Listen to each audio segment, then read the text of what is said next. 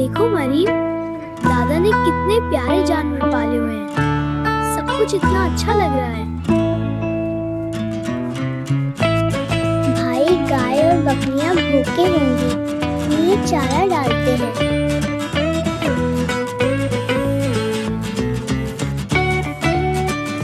جانوروں کا خیال رکھنا چاہیے، ان کی دیکھ بھال کرنا ہمارا فرض ہے۔ ان کے لیے چارے کا انتظام کرنا اور صفائی کا خیال رکھنا بہت ضروری ہے۔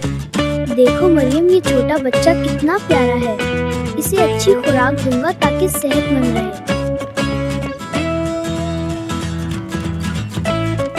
آج دودھ بہت زیادہ جمع ہو گیا ہے، کھیر بنا کر پورے گاؤں میں تقسیم کر دیں گے۔ اس دودھ سے تو کافی زیادہ کھیر بن جائے گی۔ میں سوچ رہا ہوں 50 ایل اسکول کے بچوں کو دوپہر کھانے کے ٹائم کھیر بھیج دیں گے، بچے خوش ہو جائیں گے۔